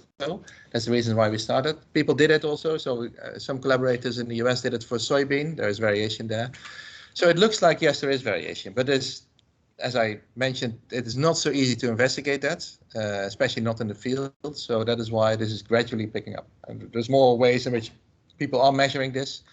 And that is more amenable to larger research. Yeah. So it's not completely dissolved at all. David? Very nice. Many thanks for the talk. It was very, very great. I'm still puzzled for this decoupling of the photosynthesis and plant growth in this lack of correlation. Just an idea, just put it there. I'm sure you thought about it already, but have you ever tried to increase the CO2 in the environment where you grow the plant? And second question is... Can I answer the first? Yeah, because I have to repeat it. Oh, yeah, right. Sorry. So the question is, did we ever increase CO2 levels to increase photosynthesis? Well, people do that a lot. And that is one of the ways in which you can increase photosynthesis. Actually, in horticulture, if you have greenhouse horticulture, it is quite common to raise the CO2 levels to about 1,000 ppm. So it's 400 ambient, but then go to 1,000, and that gives a much higher yield. No, I mean with these particular plants that show higher... With this ones, we haven't done it. No. The other question is, like, would it be a bottleneck due to the other organs of the plant, like the root system that might... Yeah, so the other question is, doesn't matter if it may go to other, the higher photosynthesis actually leads in production of other parts of the plant other than leaves or whatever you harvest. And that is one of the things which we have in mind. So we only look at the above ground biomass, which seems a bit silly, but the plants grow in a thing where we can't get the roots out. So that is one of the things which we're going to examine to see, could it be that, yes, these very high photosynthesis plants, they put more into roots, which seems to be a good investment, because then you can also grow your root system deeper, get more water, things like that. So that may well be the reason. Yeah. Thanks for a very nice talk, Mark. Even if I only understood half of it, I still learned a lot. I also like that you raised these ethical questions at the end, and I was wondering. I was questioning, because you argue that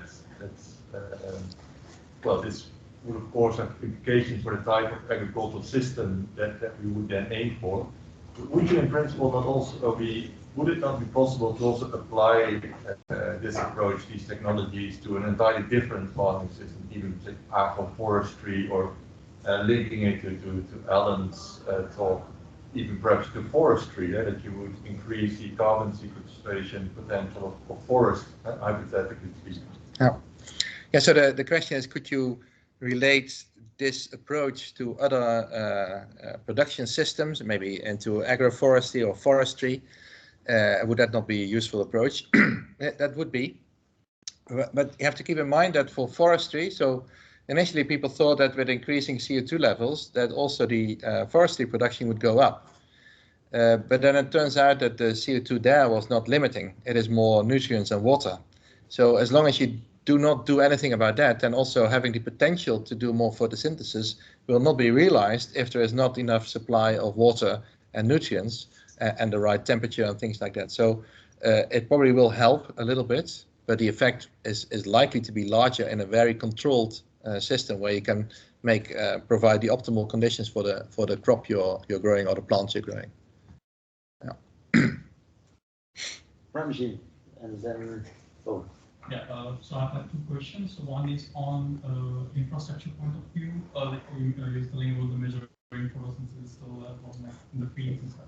So what do you think about the satellite imaging, like they have been doing to measure those like chlorophyll fluorescence, what you're doing in the control conditions itself? Like, is it up to the mark, or do you think it's still like in the rudimentary stage?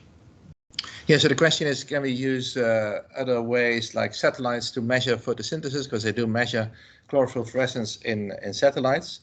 What mostly is done there, as far as I understood, I'm not a technician or not a physicist to understand that. I'm trying to deal with the genetics, and that's difficult enough. But what I understand so far is to measure this fluorescence for photosynthesis, you have to do it in the light, and you have to be able to excite also to saturate the chlorophyll molecules, which is very difficult to do from a satellite. So what you would do with a satellite, you do measure chlorophyll fluorescence, but that's mostly giving an indication of the greenness of the area and not so much, and a little bit about whether the plants that are growing there are doing okay, but not so much about the photosynthetic capacity. That's how I understood it. Yeah, you need active sensing. You can't use passive sensing. Good, that's confirmed. My second question is also like when you show me the extreme cases. So I was kind of expecting it like, okay, so algae could be one good example, because there are a lot of already research being like different states of sunlight and different pulse of sunlight, or even there was one article where there is no sunlight at all.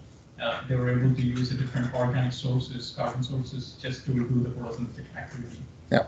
Like I personally had one example in which I worked on phlodoxin, where the algal phlodoxin was actually put into the plants, and then they were high efficient in processing the photosynthesis, like raw and this mechanism. Yeah. So another comment or question is made: can you make use of other plants or more primitive plants like algae, because they have different pigments and they may have different ways and they may be more efficient. They grow in the water. So that is indeed, that could be. There's different possibilities to go to algae. Maybe as an example, so plants are green, which means that they don't absorb all the light. They still reflect some of the light. And it would be nice, of course, if plants would be able to use also that light which they now reflect. Then you would have black plants, not so nice, but that would be very efficient. And there are some algae which have different pigments, and so you have brown algae, red algae, and so there is possibilities to see, can we do something with those pigments, and people are working on that as well. But you can imagine that's still quite far from being applied in the field. That's a very technological approach. So you need to understand how this works in the algae. Then you have to identify what is causing that genetically. You have to move that to a plant. It has to work well. So yes, it's promising, but it's still a very long-term thing to work on. Yeah. Really enjoyed it. Mark, would you accept a question from somebody who thinks that genes are what you put on your legs rather than what you have in your body? So very, very, very naive. From what I can understand, what you're doing is you're identifying in these model plants the genes that have the impact on this photosynthetic efficiency. And my question is it the case that even though plants have different genomes, that you will be able to find the same genes in a more conventional food crop? I mean, wheat or not rice, but I mean, you expect to be able to find, even though the genomes are different. So once you've worked out the mechanism in your model plants, it's fairly easy to transfer it to more conventional crops. Yeah. So the question is, so I try to identify the genes that contribute to high photosynthesis, and is it based on the assumption that the genomes between different species are so similar that if you identify a gene in one species, then it would also be in another species, and you can actually use that information to breed for the same thing in that same species. Yes and no. So genomes are largely sharing the same gene functions. And what we do is actually not looking at the gene, we look at the variants of a gene, which are different between different plants of the same species, because only then we can identify them. Because if the genes is exactly the same, so if they don't have any variants between the genes in one accession and the other, then there's nothing to segregate, so then they all have the same phenotype. So we look at the differences within a gene, so different versions of a gene. But in many cases, these genes are shared with others. Although this cluster of genes which I mentioned, which we don't know what it does, that seems to be something which is only found in the Brassicaceae. So we're now trying to put this gene into tobacco and see, does it do something there? So is it just that this gene is lacking, or is also a whole pathway behind this gene, because we only know this gene, we don't know the pathway yet, is that whole pathway also lacking? And is it no use in working on this, and will this only work for Arabidopsis or for Brassica? Or yeah, so good question. Yeah. Do you have a question? After you. Okay. So in C4 grasses, it's, I mean, to me, it's pretty abundantly clear that photosynthesis is sink limited and not source limited. You know, if we combine in sorghum stem sugar to a high grain producing type, we can increase the overall amount of energy harvested. And so if that's the case, is there another sink that you can put into these plants to actually pump some of that in? I mean, we can buy unlimited amounts of beer, but there's only so much you can put in your belly, right? Yeah. So the question is between sink and source limitation in photosynthesis, and in C4 grasses, it appears to be sink limited. So you cannot, you can increase photosynthesis, but it has no consequence. That is basically what you say. So is there a way to come around that? And I try to stay out of this sink source discussion, because that is a very heavy discussion, and I'm not a physiologist, so I always lose.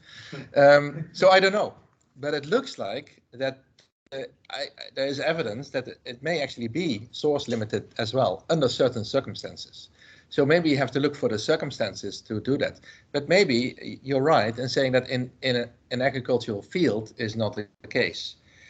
Still, the people who know more about it than me, they believe that it could be done. So, but I have to... Well, without getting into that argument, I guess my question is there a Arabidopsis variety that has rhizomes, or that has high stem sugar, or that has some other sink that you could try and... Yeah, so Arabidopsis, they all look fairly similar. Okay. Yeah. No, I'm afraid not. Yeah. But it's AI, that is something which we have to find out. This is really, does it work? How does it work in a crop where you have some product rather than a model plant? Yeah, absolutely. Yes, Claudia. Oh, sorry. No, sorry, at the very end you were saying something about the fact that it's good that there are duplicated genes involved. I didn't understand what this means. What is good about it? So the question is, in the end, I mentioned that we did see some duplicated genes in Hirschfeldia compared to other species, which suggests that there is something going on. And then the question is, why is that? Why did I mention that? Well, we know that if we compare different species and species that have been, well, especially for the species which were selected or adapted to metals, in many cases what we see is causing this adaptation is duplication of the genes that are normally involved in the response to that certain metal.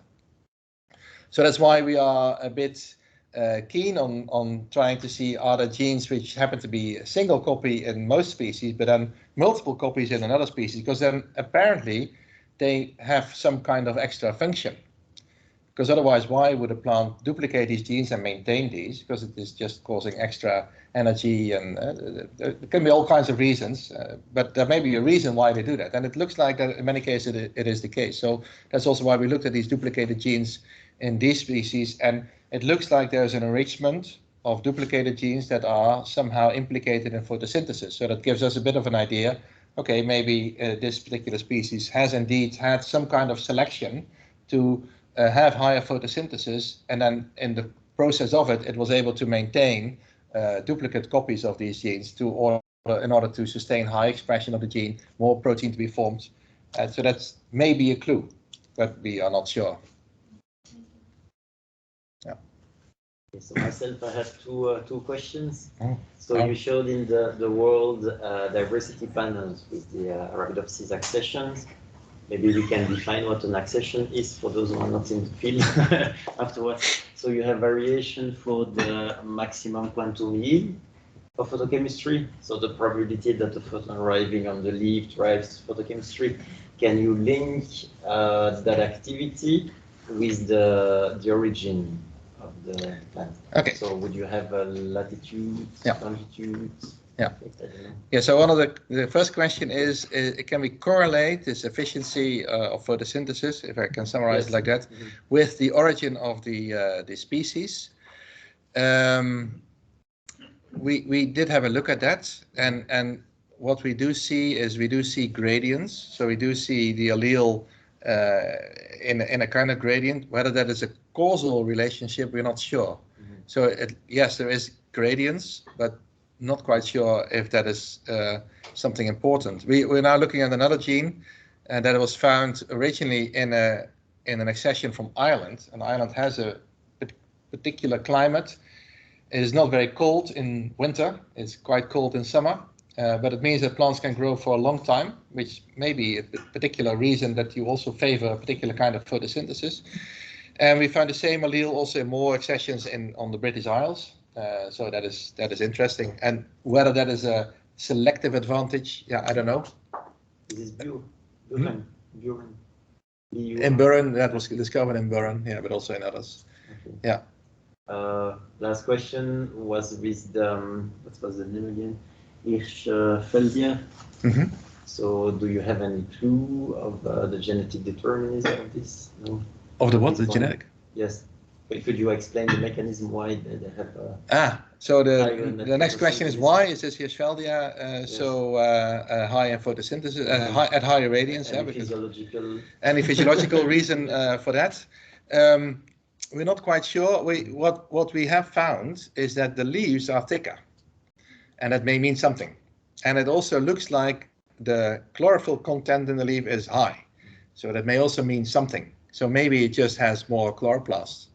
And that is how, and it manages to arrange everything in such a way that it can maintain this high number of chloroplasts. That may be one of the reasons. Yeah, but we're not sure. So if you'd like to study the natural variation, maybe you can take the opportunity of people being in this room to send you seeds of Yeah. We're always interested in seeds, but nowadays there's a Nagoya protocol.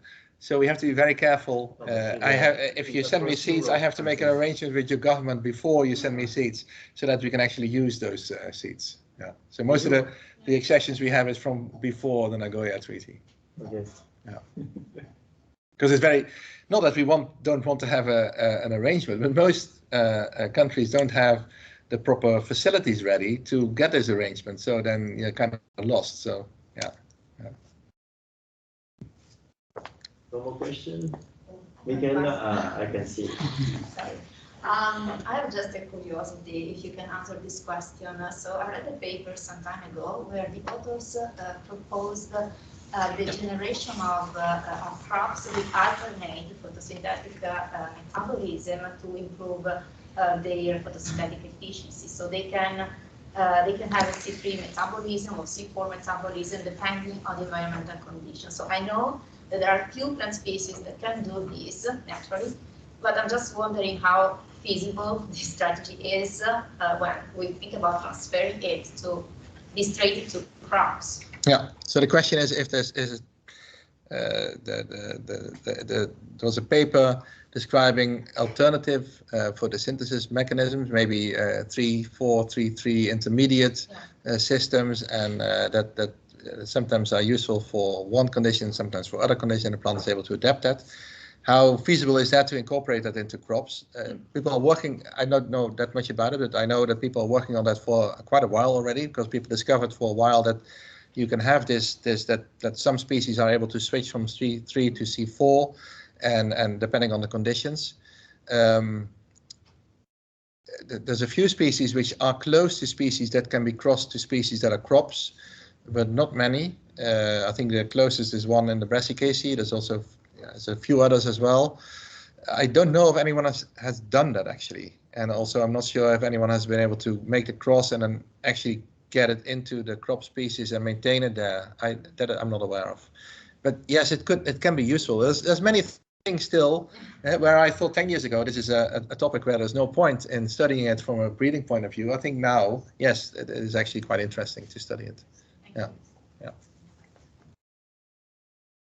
Maybe one question. Thank you again for your talk. I thought it was extremely interesting. I'm not sure if I understood everything properly, so that my question might illustrate, but you said that for the irradiance, the high efficiency of the photosynthesis, that's what you looked at on the one hand. How is it with the water use efficiency in those plants that have the high photosynthesis with the irradiance? Is that also in some sort of relation? Yeah, so that's a very good question.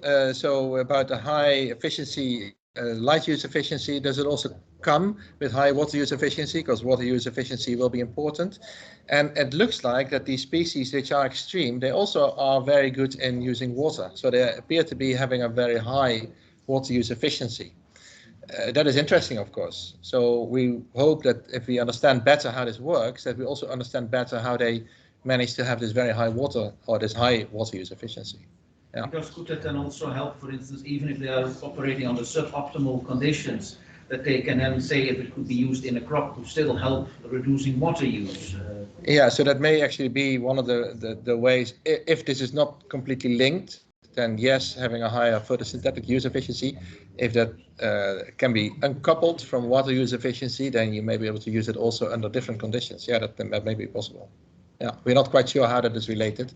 So far, it's just anecdotal, and no causal correlations are identified. Yeah, good. Thank you. Nice.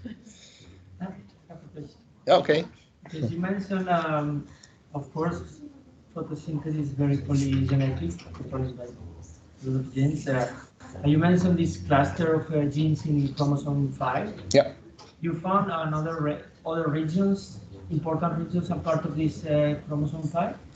Yeah, so the question is, yeah, the question is, photosynthesis efficiency appears to be polygenic, and we found this cluster on chromosome, or this cluster of few genes on chromosome 5, which is actually more like one locus. And do we find it more of these clusters? So far, where we have mapped genes, they are all over the place. So we can't say that there's particular regions of the chromosome that are better than others to select. So that, but we are really scraping off the surface at the moment, because I showed you a few pictures where you saw positions of genes on the map, and then there are many of these positions. But also about 10% of the genome of a plant species is encoded for proteins that do something in the chloroplasts. So there's a lot of potential genes that affect this process. There will be key genes or major genes controlling. Yeah, it would be nice if there would be key genes or major genes doing that, but so far it looks like it's not the case. So we do see heritabilities of that as the genetic way in which this trait is heritable is not so high. Under certain conditions it is fairly high, about 80% or so. Normal conditions where you don't disturb the system, it's about 20%, so that's fairly low. But then it is distributed over many genes. So that is difficult to breed for. So now also trying to use Arabidopsis as a model to do genomic selection so that we do not select on particular loci to improve, but we try to get a weight average of how different parts of the chromosome contribute to the trait, and then see if we can do a few cycles of that, if we can then elevate the photosynthetic efficiency in that way without actually knowing what we select for. So that's much more a breeding approach, but then for Arabidopsis. Yeah. Okay, so the discussion doesn't end here. So the lunch is supposed to to boost discussion. So next week, Thursday, when everyone is meeting, and we can continue discussion. If things are not clear, especially for those from the humanities, from the human science domain, don't hesitate to ask us to re-explain if there are some words or vocabulary which is not clear, or some concepts. We are there to make also an effort to give this accessible to people which are not from the biological field. Yeah, of course. Yeah. Okay, you have and vice versa. Yes, and we are learning also from from you. So that's the purpose of the program also. So for this week, we are done. We see each, okay, one more time. So we see each other next Monday at